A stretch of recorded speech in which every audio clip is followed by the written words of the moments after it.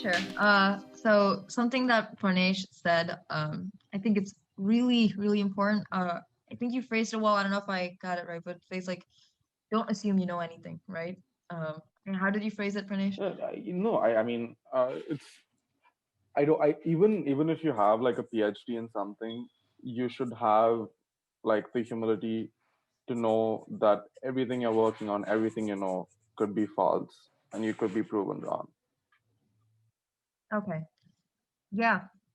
So I think that was like a wonderful thing to take away, right? So what we know so far is incomplete. So making assumptions based on what we know might be incorrect. So try to avoid assumptions and like especially like the experience that Tia shared with the friend who was met with, "Are you sure? Is that really true?" That's just so not okay. So, like don't assume what the other person's life and experience is. If they share something with you, be compassionate as always. No, I think that's a very real thing that Sia shared. Like that happened to me as well. It's like, yo, I think I might have this, and they're like, oh no, you don't. No, you're wild, Pranesh. How can you be autistic? It's just like dumb. Just because I'm. Do you even know why I'm wild? Anyways, I'll start ranting. But Sia, go ahead. Share your thoughts. Yeah, just that, what we do know right now also doesn't account for the diversity in personal experiences. Mm, So if someone in your life shares something, ask them if they welcome questions, ask them if anything needs to change in between your dynamic, how they can show more support, if at all. yeah, And be curious to a level that they're comfortable with it. yeah. And with all identities or diagnoses or anything that people choose to identify with, Mm, um, just know that they're not just that. mm, okay. That's very good. Pranesh? I think I think again. I just want to repeat that point again. Like, just be open-minded and be be open-minded. Even if you know a lot, like be open to changing your mind, because to be close-minded in a world that's dynamically evolving, and is inherently chaotic, is stupid. That's like, but like that's like not moving your car when there's like a tsunami coming in front of you. Your job should be to drive as quickly as possible away from the tsunami, as opposed to like sitting and like thinking and just being like, oh, like I decided to stay here to check out the beach. I'm just gonna stay here and get crushed by the tsunami.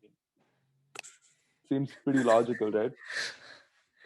You give a really good example because I was going to say a similar thing with, and especially with autism, which is a spectrum, Yeah, and it's a behavioral thing, and yeah, like with our world, like the behavior that you have, which is like what you consider as normal, was hmm, not the same thing that was considered normal in 1920 or something like that. yes, So it's so with that, it means that it is bound to change, and it's going to be ever changing.